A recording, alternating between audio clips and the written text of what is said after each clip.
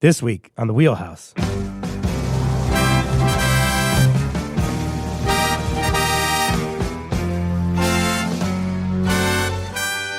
The fight for the 19th, a woman's right to vote, and Connecticut's part in this story. Let mother vote, just hold your fury in. Maybe Carrie's right, and that's the only way we win. She sounds just like my father. Please, Alice, have some sense. Don't you know that no one likes a girl who's too intense?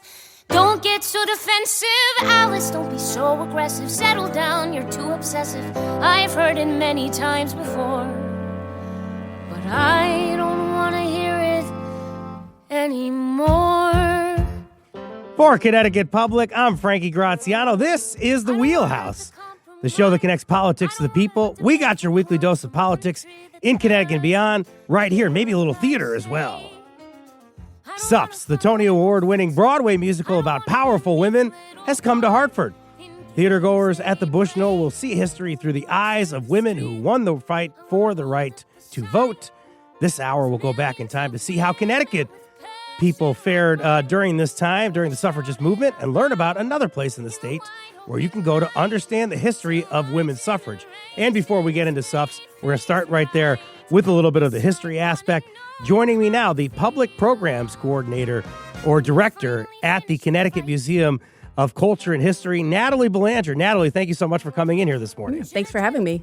So great to talk to you. I want to talk about a little bit of history here in Connecticut, meet some of the people and places we need to know regarding the suffragist movement.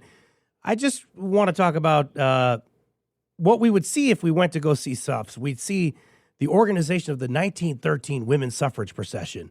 In the play, we see Ida B. Wells and Alice Paul argue over where Wells should march. She ends up rolling with her state, Illinois. Connecticut was actually at the march in 1913 in Washington, D.C. Do I have that right, Natalie? Yes, you do. And we had our own march the following year. And then at the Connecticut Museum of Culture and History, I understand it, there's a relic from this march.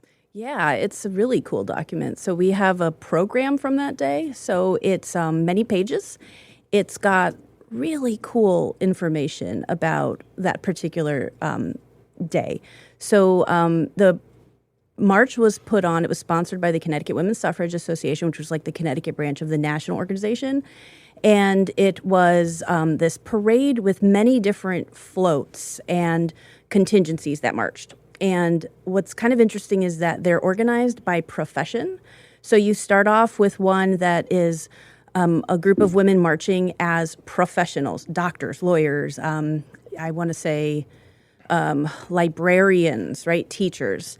You have other segments of the parade where women are marching as artists and journalists. There's another one which is really interesting that is women marching as working class women. So there are women who are representing corset factory workers and hat factory workers and textile factory workers and even domestic workers, so like maids, housemaids, which is a really interesting sign of the way that by that time the suffrage movement was really making inroads in getting working class women on board, because in its earlier phases, it was much more of like a middle class movement. Natalie's a pro herself because she's done the hard work already of talking about something that's going to be a specter in what we do the rest of the show, and really the history of women's suffrage in America. Class is a dynamic. Mm-hmm. What names are featured in this program? I know you talk about groups and something like that. Is there anybody that we may know throughout history or somebody we should know that's in this program? So there is a name that's probably familiar to a lot of people, but it's not the person that most people might think it is. So the leader of the Connecticut Women's Suffrage Association at the time was Katharine Houghton Hepburn. You're like, oh, Katharine Hepburn, like the actress. This was her mom. And so Katharine Hepburn, this is a family, they lived right here in Hartford. Katharine Houghton Hepburn, the mom, had, I think, 3 kids at this point. Maybe she was on her 4th kid. And she was married to a urologist at Hartford Hospital, and she'd gotten into the suffrage movement when a British suffragist, Emmeline Pankhurst, came to speak in Hartford around 1910. I'm not exactly sure the date, but Pankhurst was one of the militant suffragists in England. She was one of the women who she'd gone to jail, she'd done hunger striking, and Hepburn was fired up by this. And so she rose to become the leader of the Connecticut Women's Suffrage Association. When she took that organization over, it had about 500 members. When she was done with it 8 years later, it had over 30,000. So she was like one heck of an organizer. Catherine Houghton Hepburn, Yeah. her husband, you mentioned, a urologist. Does his profession or at least any of their interests have anything to do with their motivations as something that they might be pushing at the time, at least as one of their causes that they cared about? Yeah, so they're both really interesting. The Hepburns were very eccentric people. Dr. Hepburn had this interest in venereal disease. So, people, It's okay to talk about VD on the Wheelhouse. It's okay. It's fine. STIs, as we'd say today. So people, would say, like, you'd go to dinner with the Hepburns, and Mrs. Hepburn would be going on about, suffragism, and her other pet cause was birth control, which was, of course, illegal at the time, right? So she'd be talking about that, and Dr. Hepburn would be talking about, like, how high rates of syphilis were in Hartford, and, like, they were just a really interesting, eccentric, unusual couple. And Catherine Houghton Hepburn, after women got the vote in 1920, she actually spent the rest of her life devoted to the cause of birth control. So she worked with Margaret Sanger, who she had known for a while, and they founded, I think, the American Birth Control League, which is the forerunner of Planned Parenthood. Very important time in America. Of course, we're going to World War soon after. The World War starts in 1914, around the time you have this Connecticut Women's March here, and then the war, we get into it 2 years later. But I just want to ask you at this point, what are attitudes towards women and gender? You talked about birth control. That's a huge issue, but I would imagine a lot of men don't have time for that at that point, and even women as well. Yeah, it's an interesting time, really. I mean,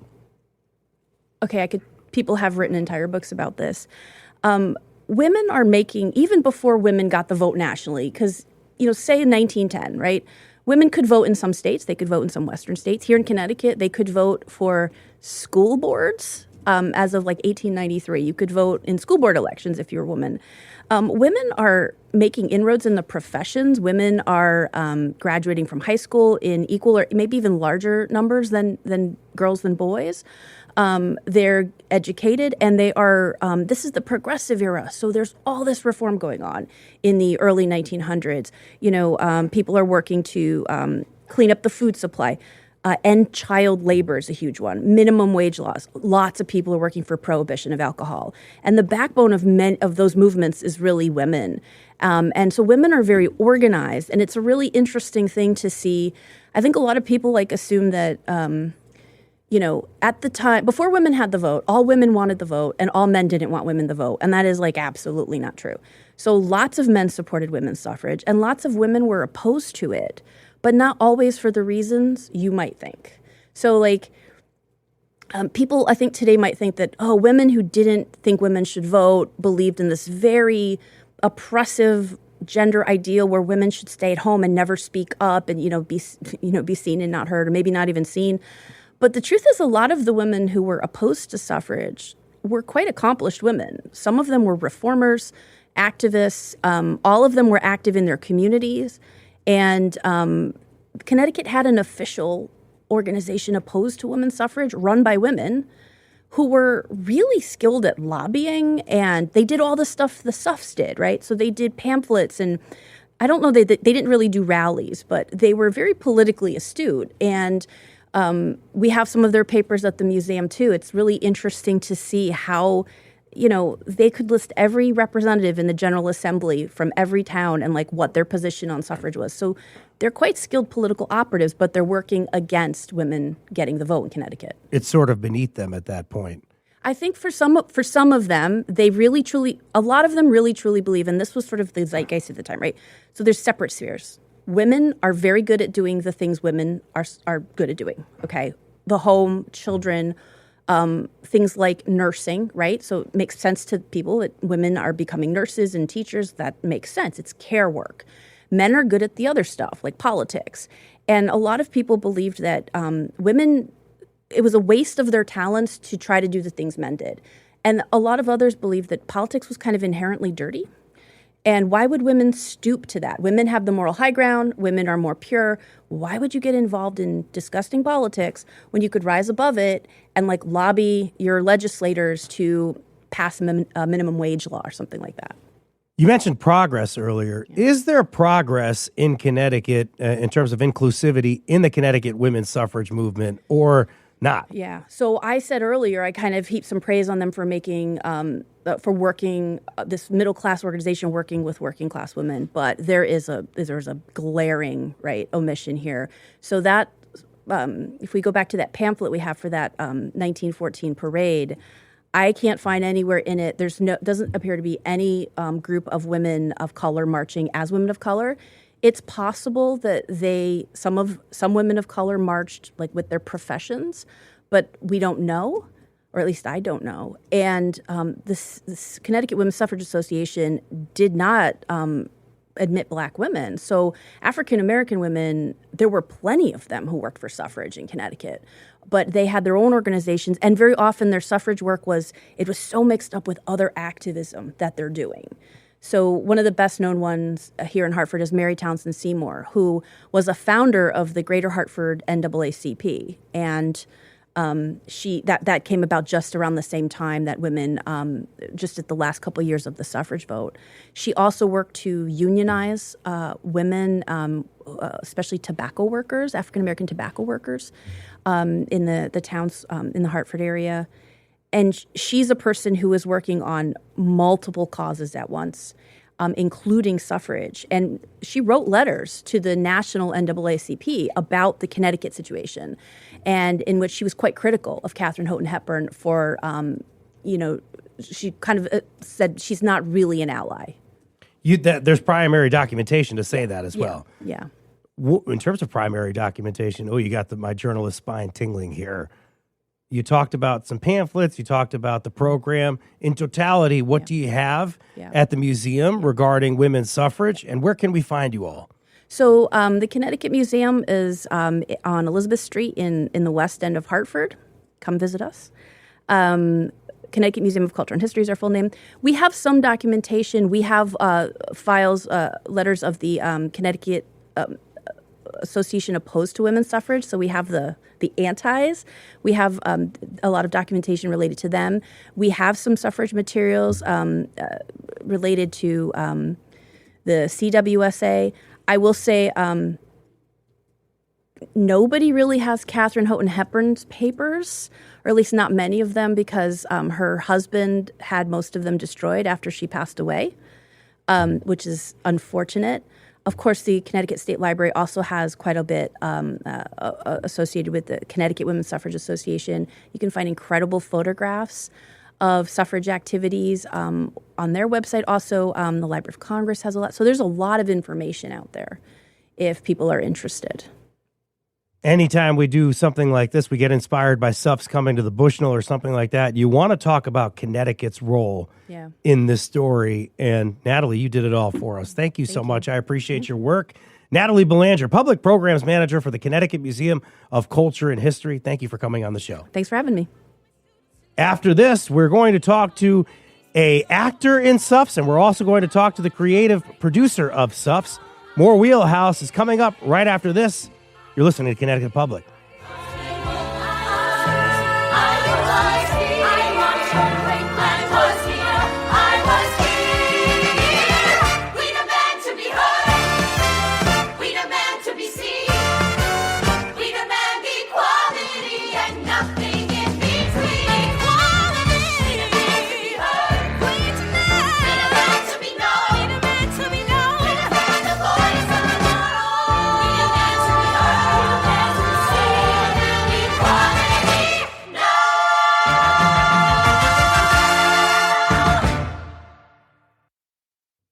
This is the Wheelhouse. I'm Frankie Graziano. Suffs coming to the Bushnell in Connecticut.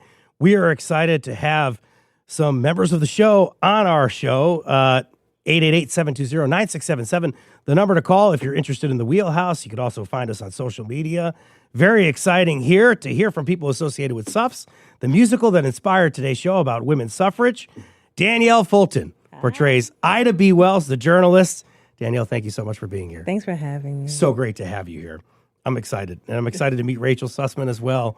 Very instrumental in this. Obviously, Shayna Taub is the writer, but you've worked very closely with Shayna. You are the creative producer. Thank you so much for being here. Thanks for having me, Frankie.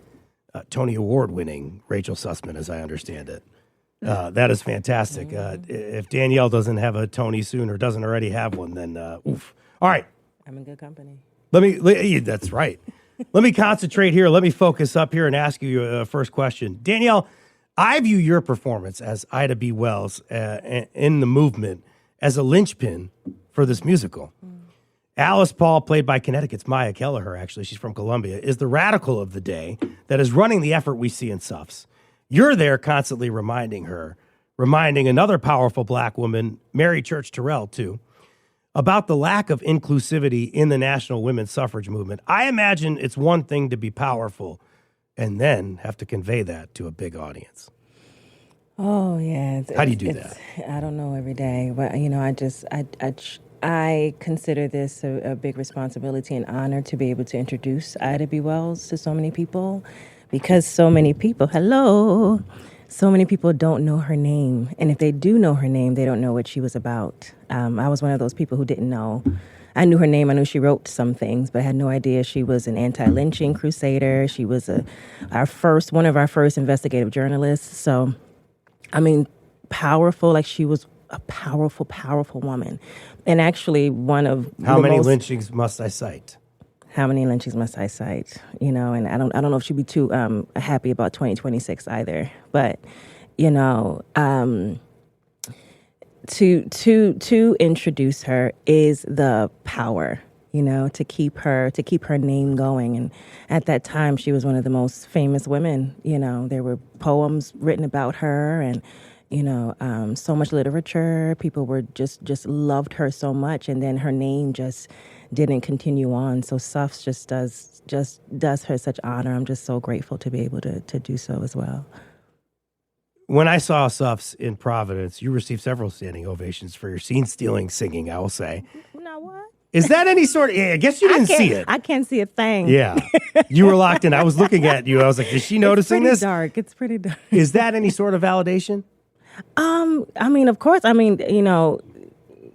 You want to be careful about what validation you're taking in and not, because it ebbs and flows. This, as we both know, this business can consume you if you let it. But it is a validation that people are hearing and listening to what she's saying. People get fired up. They're ready. Like we said earlier, when Ida steps out, she's the first black face on stage. Like we're all on stage in the beginning, but in silhouettes, they can't see us. So she's the first introduction of, okay, we're going to get a little deeper. We have to address this. So people are excited, to start that conversation, and they're fired up already. So by the time the song finishes, they're like, yes, thank you for saying that. And it's a testament to Shayna's beautiful writing too. A lot of action in the crowd as we're watching this. Let's hear a clip from the show. We'll get an idea of the fire that Danyel is talking about. This is the song, The March We Demand Equality, performed by the ensemble cast. Let's hear it.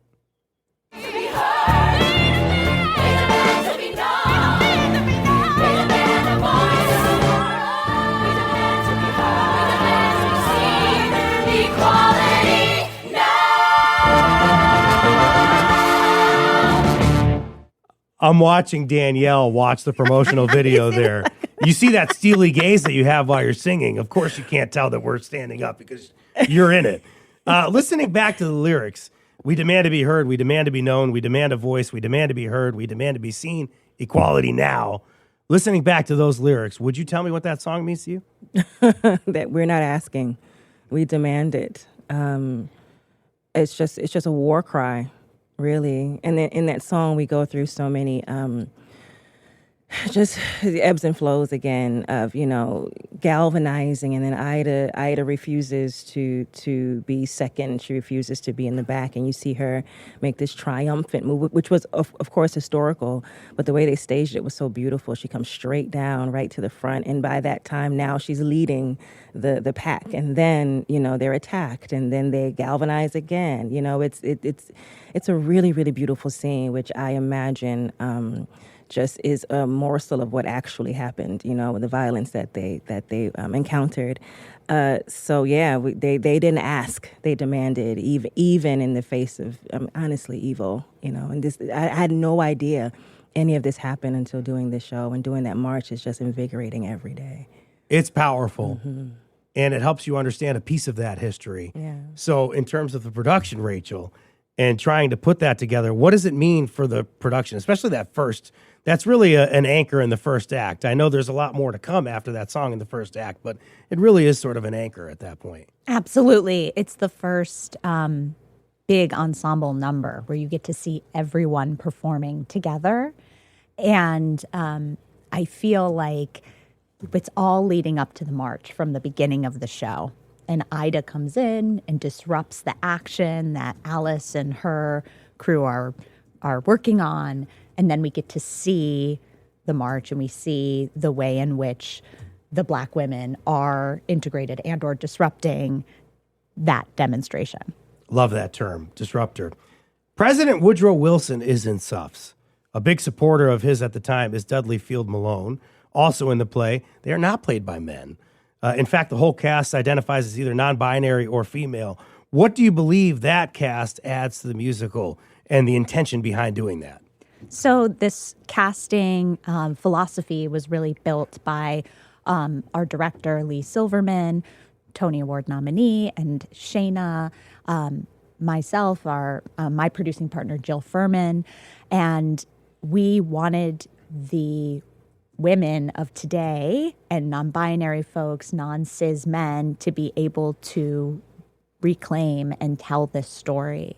And so while we have women and non-binary folks playing these characters, they are also opportunities for us to see the way in which men participated in this movement. On one end of the spectrum, you have someone like President Wilson, and on the other end of the spectrum, you have Dudley Field Malone, who ends up leaving Wilson's administration in support of suffrage. And so it's important that we also see that this movement was not just and can never just be women. It actually takes everyone. And so that is part of why Dudley Field Malone is so heavily featured in our show. What's unique about Suffs, or even deliberately unique in y'all's presentation, that can help audiences understand what American women have gone through or go through now? Yeah. I think that Suffs ultimately is a story about the hard-won, ongoing fight for not just specifically the vote, but our show does cover the vote, for equality, and how this is a cyclical fight. This idea that every generation helps to move the needle a little further so that the next generation can pick up the mantle and continue that fight. And Suffs really is an intergenerational story. On one end, you have this older guard led by Carrie Chapman Catt, and then you have on the other end the young radicals led by Alice Paul. And it is actually that tension which we see mirrored over and over again in our nation's history that we bring to life. And that should be, in our view and in the show's view, a cause for hope and not for despair. That this is an ongoing fight. There will always be more work to do, and there will always be that next generation to help see it through. It's beautiful when you think about it, and the way I've been trying to promote the show for a couple of weeks, and the way that I'm writing it and things like that, and I never thought about it in this regard. We're saying race, class, but as simple as young and old, rich and poor, black and white. This is kind of what we're seeing, this ongoing tension and this ongoing fight. Wait My Turn. Mm-hmm. It's your powerful Act 1 solo. People can YouTube it as well. That's what they're going to want to do after this, to hear you do your magic here. Are you someone in your personal life, Danyel, that's going to wait their turn? No. I mean, if it's appropriate at the time, absolutely. But in the case of inequality, no. And in the places where I'm not that way, Ida is actually developing me to do so. I always talk about when I read a passage in her autobiography about a time she was at the Negro Fellowship League, and there were some gentlemen outside that were a little causing some havoc. And she sent one of the security guys, "Can you go and handle it?" And he came back in and said, "Oh, they're just too much." And she goes, "I'll do it." And she walked outside and had a conversation with them and did it out of love and said, "You can come inside, but you can't do this out here." And they said, "No, we can. We respect you too much." And after reading that, I said, "Oh, Ida, you're going to make a woman out of me, aren't you?" Because she just had the gumption and the strength and the resolution to say, "I know that I can handle this because I'm coming with an open heart to invite and also to correct." And she was that way throughout her life. So she never waited her turn. And I just hope to take that example far beyond Suffs, because she's just a shining example of truth and honesty and courage. It's wonderful to notice and see that personal development and see kind of Ida come alive within you. When performing Wait My Turn, what lyrics in that song do you identify with most? Is there anything like you want to nail for the audience in particular? There's the whole thing, but as we're speaking, one thing just popped up in my head. I'm so sick of rhetoric with no action to back it. There's so many things people say when we talk about a lot of liberal people. There's a notion that I value these things, but they're not put into action. When a lot of people are actually challenged in real time, they can't handle it. And I just hope and pray and challenge that when you are, moved or you feel uncomfortable, to work through it. Because if there's any time we need, we say, "Oh, such a time as this." It's been a time as this for a very, very, very long time for a lot of people, for the entire nation. But I think we're waking up in a different way. And if we needed you, we need you now. So if you are, moved to feel anything, please put it into action. Please put boots on the ground in whatever way you can. Rachel, in addition to race and gender, there's class dynamics within the movement. Earlier, we talked to Natalie Bellinger from the Connecticut Museum of Culture and History, who said suffragists had multiple issues that they were trying to bring to the fore, really. And we see this throughout the play.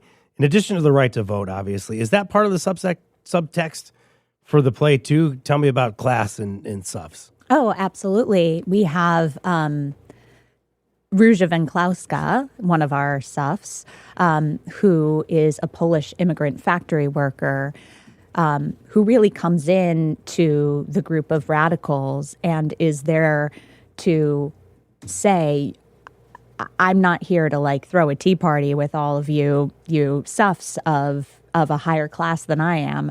I'm here, to make action and do something about it."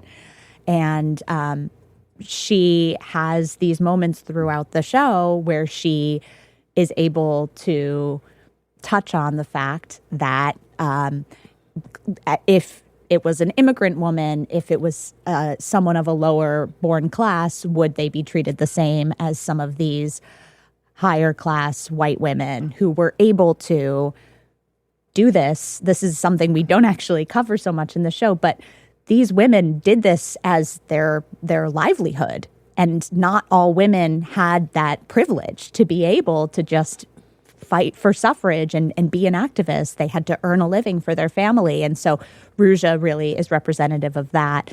And I think it's also really important to what Danyel was saying. Suffrage and Alice Paul's perspective is this is a single issue fight for the vote. Yes. Many other women of class, race, in particular Black women, had other fights that they were fighting at the same time, not just for the right to vote because they were women. And so we really try and bring that tension into the conversation. We also have a character, Alva Belmont, who is a real historical figure as well, representing philanthropy in this higher class. A lot of cash. And is able to, become the patron of the National Women's Party. And we see the way that she and Ruja interact together. And so I think it's a really interesting point that you bring up, because it is not just a story about gender. It is a story about race. It is a story about class. And while they didn't have the language at the time, what we today can see is this is an intersectional fight. And that is how we need to approach it in 2026 and beyond. It's just kind of I'm reminded what you said about rhetoric earlier. This is probably the most powerful thing about Suffs is, while there are going to be forces like Alice Ball who want this to be single issue, you don't know how long single issue sort of causes can really permeate or make a difference. And we're seeing that in America now with a lot of people that want change. If you want change, you may be bedraggled by a party that says that, no, we should just focus on this one thing or whatever. And maybe some of the progress that we've made in recent years is something they're going to turn away from to change the country. So it's fascinating what happens when you sort of focus on one issue. And as Alice Paul does in the show, she is constantly sort of whacked in the face, either by Danyel or Ruja, as you said, or even at the end. Well, let's not spoil it, but nonetheless, there's constant reminders there to Alice Paul's that there are more than the issue of just women's suffrage at play, or at least standing it up there. We have more coming after the break. We are not going to let you guys go yet. We have one more segment. You've been listening to Danyel Fulton and Rachel Sussman, powerful forces behind Suffs. It's playing at the Bushnell. They aren't going anywhere. After the break, we're going to examine some of the words, lyrics, and important imagery displayed in the musical. Give us a call, 888-720, if you'd like to talk about it, 888-720-9677. You're listening to The Wheelhouse on Connecticut Public. In truth, it's not your call. Either I march with my own state delegates, or I don't march at all. I'm not here to soothe your guilt. That is none of my concern. I won't beg for your approval, which I shouldn't have to earn. So no matter what you tell me, I will not wait one more minute for my turn. This is The Wheelhouse from Connecticut Public Radio. I'm Frankie Graziano. The fight for the 19th Amendment comes alive in Suffs, the Tony Award-winning musical from Broadway that's also made its way into Hartford. This hour, we're talking to a cast member and a person from the show's creative staff about Shayna Taub's musical featuring some of America's most powerful women. Speaking of bringing people to life, Danyel Fulton brings Ida B. Wells to life in Suffs. Thank you for sticking with us here. Rachel Sussman is Suffs' creative director. Thank you so much for giving us a peek into the show as well. We hope you'll join the conversation today about Suffs and the fight for women's rights. Give us a call or hit us up on our YouTube stream, 888-720-9677, the number to call. You said you really weren't initiated to Ida B. Wells, I guess, when you were younger, but now that you've gotten to know Ida and she's sort of maybe taking over, do you feel like she's back with us here? Whoa, in many, many different ways. I don't mean to get spiritual foo-foo, but I definitely... You do whatever you want. I mean, I definitely believe that she's still permeating. And I see her examples in many people. I bring up someone like Tamika Mallory with Until Freedom, and someone who is not afraid to speak up, Amanda Seales. I see her image, her likeness in a lot of younger black women, and I pray to be my own version as well. But she's definitely around. What did you have to do to become Ida? You said you read an autobiography. What else? What kind of things do you have to do to get all method on us? Method. Well, exist. That's one thing I don't have to be too method about. Because Well, that's the thing. It's like being strong and having to do all that. It's one thing to say that these women are powerful, but you kind of need Ida to come alive a little bit, because it's a lot to ask you to go out there and do this in 2026. But it's a worthy responsibility, and all the women and non-binary people are on stage that way and leave the stage that way. As the Black women like myself, Mary Church Terrell, played by Trisha Jeffrey, and Victoria Peckle, who plays Phyllis. And another one, we're not going to say who, surprise for later. We leave the stage as who we are. So as we go around our everyday lives, we're still Black women that have to experience what that means every day. That's just, existing in that way and understanding that experience. But reading, it was a different experience for her, in the 1800s, I read her autobiography, Crusades for Justice. We were just talking about her great-granddaughter, Michelle Duster, who wrote Ida Be the Queen, just researching her life. And I like to hear if I'm playing a historical character, she's about the third one I believe I played, I like to hear what they say about themselves, and then also hear what their family says about them as well. Let's go inward first. And whatever, is in the show that's not necessarily written out in history, you make educated guesses on what they would do. It's important to me to show her humanity, because a lot of times activists get dehumanized. They become this one thing and unfortunately are seen as aggressive or, a trope of themselves. But I wanted to make sure that people, in any way I can, that she was a spiritual woman. She led Bible study. She prayed a lot. She was a mother of 4 children. She was a family woman, and I try to find spaces anywhere I can to show all of those colors of who she was. Digging deeper into the songs and Ida B. Wells' recollections in the song, how many more lynchings must I cite? I said that earlier. You want me to put my sex before my race? How important is it for audiences to view racial inequality through Ida's eyes in 2026, I guess? It's... What's the more dramatic word for important? It's Essential. Essential. It's imperative. It's everything. It's everything. And unfortunately, the conversation has been, it is not only us. We talk about a one situation, one issue conversation. Black people, people of color, underprivileged people, women have been saying, if they come for us, they will come for everyone. And extremely unfortunately, we're seeing that.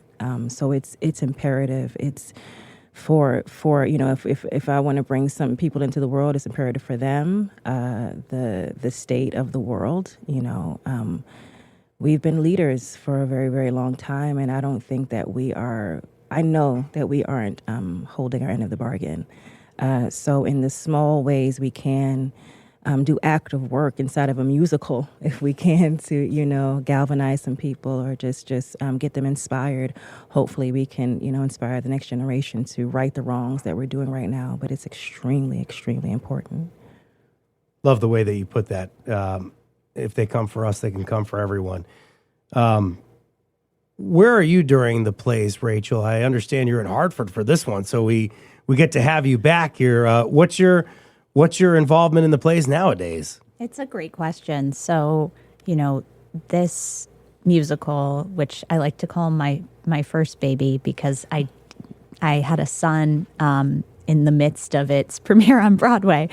It was a 10-year journey to create this piece. It began in 2014. I shared this book, Jailed for Freedom, by Doris Stevens, one of our other characters in the musical, with Shayna Taub. And I said, this is something that has been percolating in me. I really feel like this story should be told. And Shayna had, as so many have experienced, know Elizabeth Cady Stanton and Susan B. Anthony, and maybe you've heard the name Ida B. Wells, but otherwise, most of these women have been lost to history, and we were both so excited and honored to bring them to life in the national imagination. And Shayna, along with our director, Lee, and my producing partner, Jill, our music supervisor, Andrea, our choreographer, Maite Natalio. It's a team primarily made up of women and the creative leadership as well. We worked to bring this show over that decade of time through development. We premiered it at the Public Theater in New York, and then went to Broadway, where, as you mentioned, we won a few Tony Awards. And and so my job as a producer, which is such a nebulous word for folks, is really Ain't it? I'm a producer too. I know what it is. I have I'm the sort of behind the scenes, running the strategy and positioning the show as we prepare to hit all of these various markets. And I do, as I was saying to Danyel, love to see how different audiences react. And it's been very affirming to see in this moment in 2026 how audiences are feeling galvanized around the show and leaving with this sort of call to action of our finale, which is keep marching. So I do check out the show on the road from time to time and get to come out to Hartford. Welcome. Thank you. But I primarily am based in New York, and I have a play that's running on Broadway right now, too. I was going to say, so you're going to be somebody we're going to want to come back on the show often, because there's a theme where at least there's some political ties to your work. This is not the first. Suffs isn't the first sort of political angle that you followed. And I know people don't want to tie politics to women's suffrage, and that's a big reason why women stayed out of, some women stayed out of the fight for the vote, because it was sort of beneath some of the women to kind of get sullied up in politics. But politics is something you care about. How much can you talk about that work that you're doing, and why is politics something that you're trying to bring to the stage? So I feel very moved to tell socially conscious stories that are going to resonate with audiences in this current moment. And so I do have a play on Broadway that's running through Sunday, Liberation by Bess Wall, directed by Whitney White, which of all things, I have spoken to both Shayna and Bess, and it feels like a companion piece to Suffs. It takes place in the 70s. And I won't spoil Suffs, but there are some tie-ins to the second wave of the feminist movement. And I'm particularly interested in... By that time, Alice Paul's old hat, essentially, I think is what we're kind of getting She's the old guard. The old guard. The old fogey. She's That's the Carrie right. Chapman cat. Yeah. Exactly. And, I want to be able to be, I call it like a creative doula, to help bring work, shepherd work, and offer a platform for these stories that are possibly messy and are asking hard questions and forcing the audience to lean in and challenging them to think about their lives and their place in the world in a different way. And I do that in all sorts of ways, but Suffs was really my center of gravity for such a long time, and I feel really honored that now I can develop other things based off of my experience here. I value and appreciate your work and the way that you talk about it, because the creativity aspect is something that people don't think about producers a lot, because nowadays every Hollywood star is a producer now. And basically a lot of times people think of producers as connections and making just talent connections, but the work that you're doing and bringing this to the people in a creative aspect is like, it's not just like, who should we have play this, but how should people play this? So there's a little bit of direction in there too. So I really value that. Digging back into Suffs, here some more imagery I caught onto during the show. There's the sacred sphere of nurturing Rachel. There's the silent chorus of centuries. Let Mother Vote is a song you could hear as sort of a gentle plea to a man for his support for a cause. And then there's the youngster at the end of the play that meets an older Alice Paul. We talked about that, evoking memories within Alice of her relationship with Carrie Chapman Catt. You also hear about Ida B. Wells' relationship with Carrie Chapman Catt. And and her having to have that conversation. What do we make of these examples I'm pointing to? Is either ways women are perceived by others, or even what they have to endure to have rights or to exist, as you said earlier? Absolutely. I mean, the show opens on Let Mother Vote, and you see the National American Women's Suffrage Association, which Carrie runs, sort of very politely asking men to let Mother vote. And she's working sort of on a state-by-state level, trying to gain these allies with male politicians. And Alice Paul comes in and says, this is going to take forever. We've already been doing this for 60 years. Let's fight for a federal amendment. Why would we do this in this way? And so you see these two different strategies actually fighting for the same thing, which is ultimately getting women the vote, but in two completely different ways, and the ways in which they rub up against each other, and also the ways in which they ultimately need each other. And that is shown, you see that sort of tension bubble up and build between Alice and Carrie throughout the show. But yeah, there were two different approaches. This sort of federal amendment now, we're going to take action, versus we are going to take a much more conciliatory approach and build these relationships and allyships. Action's a good word, because there's messaging within Finish the Fight and We Demand Equality and Keep Marching. These are calls to actions. Should audiences heed these calls? Why might they need to? Is this something that, as you all are writing this and putting this together, you're like, yeah, we kind of want them to act and do something? Are you trying to really galvanize folks, I guess? I think that is very much Shayna's intention, especially by the time you go on this journey and you emotionally connect with Alice and Ida and Carrie. I think one of the brilliant things Shayna has done is, while Carrie is an antagonist to Alice Paul as the protagonist, she is not a villain in any way. And I think it's really important to recognize that these were complex humans. And Alice Paul also makes politically justified decisions, in her view, over racial justice ones, in asking Ida and other Black women to march in the back of their 1913 march. So it is a really interesting thing, and Finish the Fight is, I think, an ongoing call to folks. I could speak to you all day. We got to wind down here, unfortunately. So this is the last question. I'm speaking to you before the show, Danyel, in Hartford, before it's performed in front of live audiences at the Bushnell in Hartford. What do you want local audiences to take away from the show when they see you? I was listening to what you were saying, the overall message, and I feel like one line in Ida's Wait My Turn is, you do have a choice, there's always a choice, which one will you make? And if we do anything on top of galvanize and inspire, I want people to be aware of their choices, that every day there is one, to know that they exist, and that they affect people one-on-one, like, the choices that many leaders make, inform my everyday, as a Black person in America.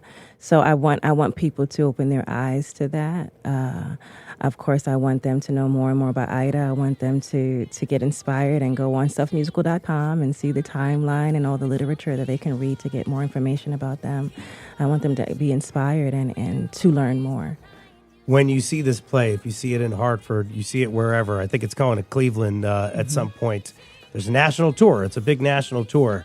You will not be able to mistake Danyel Fulton. Just a fantastic performance. Thank you for coming on the Wheelhouse today. Thank you for having me. Thank you for bringing Ida back to us here in America. Nikki James as well. Yes. Thank you so much. Rachel Sussman. Thank you, Rachel Sussman. Now I'm going to start calling you Sussman. Do people do that? Yes. I'm sorry. You're not the first. Yeah. Thank you so much for your work in putting this out to the audiences. Thank you so much for having us. This is the Wheelhouse. Thank you so much for listening today. Today's show was produced by Talia Ricketson, edited by Patrick Scahill. Our technical director is Dylan Reyes. That's it for this week's show. Tune in next week. This is the Wheelhouse.